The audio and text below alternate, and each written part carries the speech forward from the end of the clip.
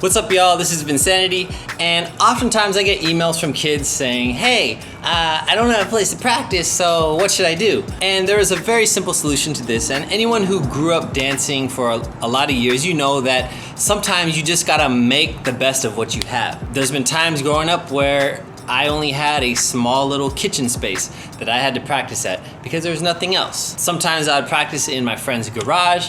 It was very dirty. Sometimes we would practice in the school hallways, at parks, in the grass. You pretty much have to make the best of what you have. But to me, a practice place is very sacred. It's a place where you get to let loose and get creative. So it's really important for you guys to create your optimal practice spot. So today I'm gonna be showing you guys how I converted my garage, which was actually, like, when I first moved here, was really dirty and was full of black widows and termites. What I did is I cleaned it up, and today I'm gonna show you guys how.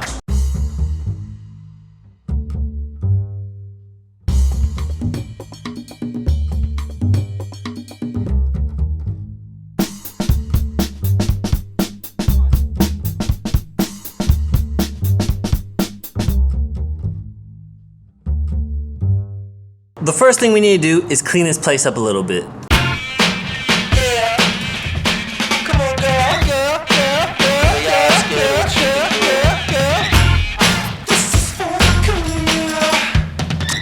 So I want to show you guys something. Basically, when you have a clean floor, it feels a lot nicer to dance on. So this is what my floor used to look like. It's basically a raw, like, cement, untreated, and that is actually completely okay to practice on. It's spinnable, it feels nice for different things, but the issue is the surface of this concrete is very porous, meaning like dirt and dust just kind of gets trapped in there. So a lot of times when you're dancing, you're gonna feel dusty because all that dust in those pores is gonna be on you, so you're gonna feel dirty. So if you don't like feeling dirty, we got the next solution. This is what I did to my floor to start off with.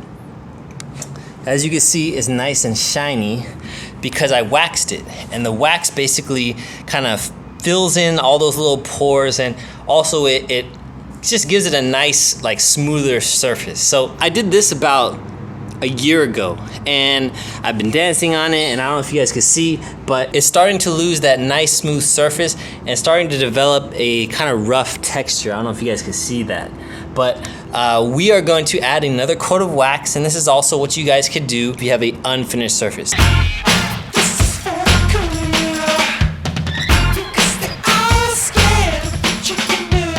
Now the reason we have to clean this is because if we have pieces of dirt or even dirt in those pores, it's gonna create somewhat of a bumpy surface, and it's also gonna cause the wax to not stick very nicely. So pretty much we might have to do this again. So we wanna make sure we clean this really nicely so we don't have problems in the future. Give it to me, Dad.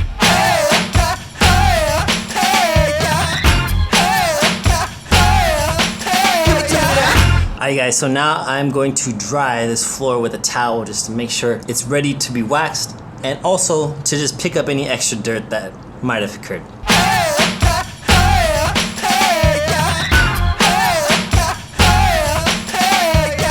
Alright, so now that our floor is nice and dry, we're going to use this degreaser that I got at the 99-cent store to basically get any extra grease or grime off the floor. This is just gonna help make sure that our wax sticks really nicely. This is especially important if you guys have actual grease stains, as in, like, right here. This is kind of where I've been keeping my old oil before I recycle it. So it's important that you really get it nice and degreased, because if you don't, that wax is gonna come right off and you have to do this all over again. It's also a good idea to use some towels that you don't mind throwing away, because this is kind of a dirty job. You know, a lot of people work on these surfaces and get a lot of grease and grime and dirt on it. If you could imagine, we're gonna be rolling around on this, and if it's dirty, well, we're rolling around in some dirt. Okay, so we want to make sure it's real clean. Another thing you guys got to really be careful of is little cracks and holes that are going to be in your floor. Honestly, my floor didn't have a lot. Most of the ones I saw were small enough to where I could just put a little wax in it and it'll be fine. But especially if you have big holes or cracks in your floor, it's important that you patch it first, and you get a patch at your local hardware store. Patch it first, because if you're spinning and doing even like windmills and you windmill on that crack or hole, you could cut yourself pretty easily. And imagine if you did a halo across that hole or across that crack. So it's actually pretty important as far as being safe to do that first. Yeah, this is for the cool of you. Next thing is, what wax should we use? There's a lot of different waxes. You go to the store, you'll see different grades, different qualities, but you really want to get a high quality grade wax, because a lot of wax isn't meant to be walked on as much as others. A lot of it's like low traffic, meaning it's just, you know, put on to look shiny and nice, and you know, after a couple months it's gonna come off. So what we want to get is high traffic wax. They don't sell this at your grocery store. You're gonna have to go to a hardware store like Home Depot or Lowe's or something like that. This is gonna last a whole lot longer, and it's also gonna look nicer too. Okay, so the second thing, a lot of people are gonna be like, hey, you need to get this special rag that's gonna put the wax on, to wax it on, wax it off. To be honest, you don't need that. I got this old t-shirt. I got it for free, and it was in my drawer. I probably would have thrown it away anyway. So I tore it up. I got my nice rag that's gonna apply this wax. Yeah, this is for the cool of you. All right, so before we start waxing this floor, we're gonna put on these gloves, basically to protect our hands, because if that stuff gets on our hands, it does stay there for a good amount of time. And especially if you gotta go like on a date, or you gotta cook some food, or touch somebody, shake somebody's hand, you wanna protect your hands with these gloves. And we're gonna grab our old t-shirt, fold it up a couple times, make sure we can wipe with it.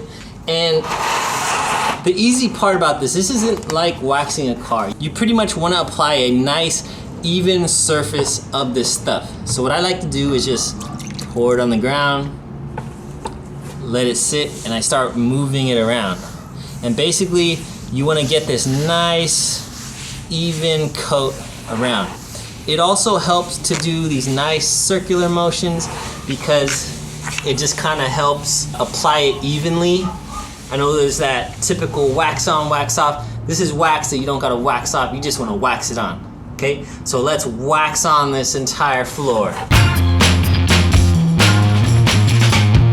All right, so another thing to consider is when you have a untreated surface, such as this right here, it's gonna be a lot more porous than here, where it's already treated. So what that means is you're probably gonna use a lot more wax. So when I pour it on here, like a lot of that wax is actually gonna absorb into the pores of that wood, versus like over here, it already has done that. So it's pretty much just adding another layer on top. There's a lot more surface area for this to go into because of all the pores. Okay, so just keep that in mind.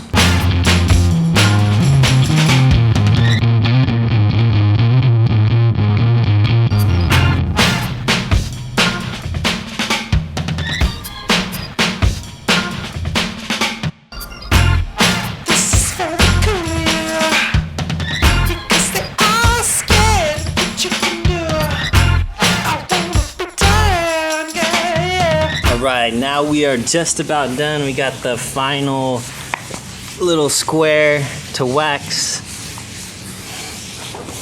Again, it's important to make sure it's even, because if it's not, then you're gonna have like little streaks on it. You wanna make sure there's no streaks. If you guys look at the side of your bottle, it's gonna tell you to put 2 to 3 coats total. Now I already put 3 coats on this, so as touch-up 1 is fine, but especially if you're putting this on a raw, untampered cement, you probably should put 2 to 3 coats. This stuff takes a couple hours to dry, but it's actually recommended that you don't walk on it or mess with it for 24 hours. So we're gonna come back in 24 hours and test this floor out.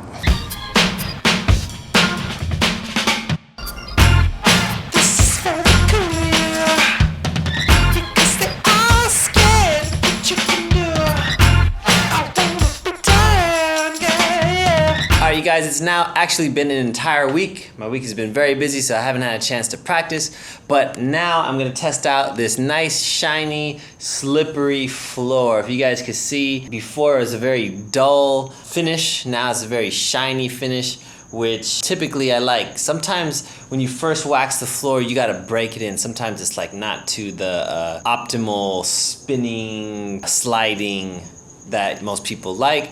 So sometimes you gotta break it in a little bit, make sure that the stickiness goes away. But I'm gonna do that right now. I hope you guys enjoyed this tutorial, and I hope you guys enjoy your brand new dance floor.